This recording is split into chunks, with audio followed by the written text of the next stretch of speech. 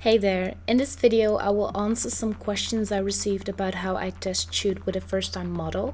I will give you some insight on my opinion on light and modeling poses and things to focus on while shooting with a female model.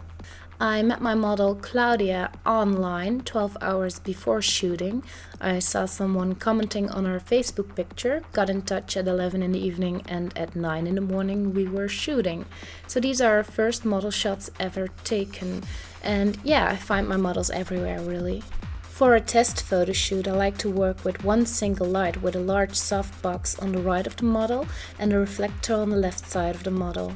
The first thing I noticed about my model is that she has this heroine chic look going on and naturally closes her eyes a bit when looking at you. So I made it my task to both make that look stand out, but also try to influence her posing into a more standard way of modeling to see if she was available for that as well. The first thing I do is take some no makeup black and white shots of my model, without giving direction, with her face straight to the camera. This helps me to see her bone structure and how she keeps her face naturally in place. After this, I asked her to open her eyes a little more and put her hair behind her ears so I could get a better look at her face. Then some basic makeup was applied that defined her features a bit more, and I took another straight picture of her with the reflector on the left closer to the face, so she would get a second sparkle in her eyes and shadows would become less visible.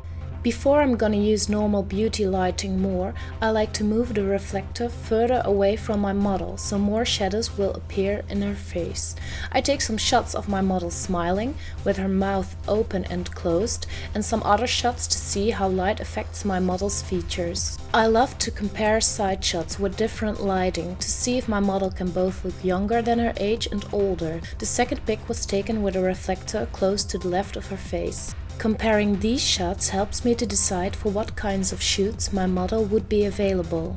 Right before I ask my model to step out of her comfort zone and actually start posing, I take a side full body shot of her and some frontal full body shots with her hair in an updo, so I will know what kind of body type and face I'll be working with in the future. One of the things I teach my models is that being in control of your neck and shoulders is very important, because those body parts are the ladder to your face.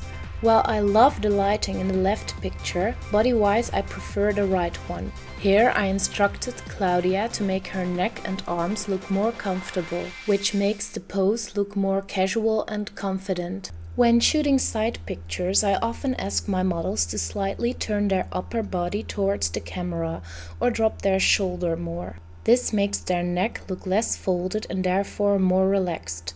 Side shots where the neck looks too tightened often create an odd-looking or emotional picture, which is okay if you are shooting true journalistic kinds of portraits, but when you're aiming for a fashion look, it can be too distracting.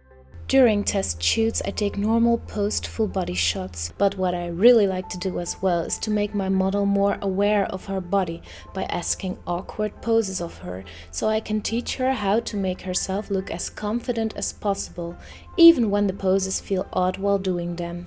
To give you an idea of how I look at my model when trying to improve her poses, here's an example of how my mind works. Throughout the years, I've found that I often look for triangle shapes in the body. The cleaner the triangle shapes I can find, the more pleasing I often find the pose. In these pictures, you can see at the right how changing the position of the shoulders, face and neck affects the outcome better. In this picture, the model's upper body looks really strong, which makes you focus more on the physical aspect of the model and her strength. If this pic was about a sports goal she achieved, it would do, but by dropping one shoulder and pushing it towards the camera and keeping her head up to make her neck stand out more, my model gave this pose more of a fashion feeling. But the curves in her lower body kinda create a more glamour look as well now, because instead of strength, you now focus on her sex appeal. To create a more sophisticated pose and focus more on confidence and clothing and less on physical appearance, moving the hips away from the camera works well. Even tiny or fragile poses can turn into fashion by simply changing the way of how you place yourself in front of the camera. Most people think that in fashion photography it's all about looking as thin as possible, but I really disagree. In this picture my model looks really thin, but her shoulders make her look fragile.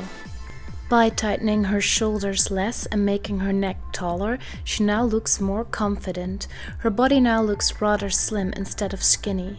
I definitely prefer this picture over the other one. So keep in mind when you select your pictures, go for confidence, not size.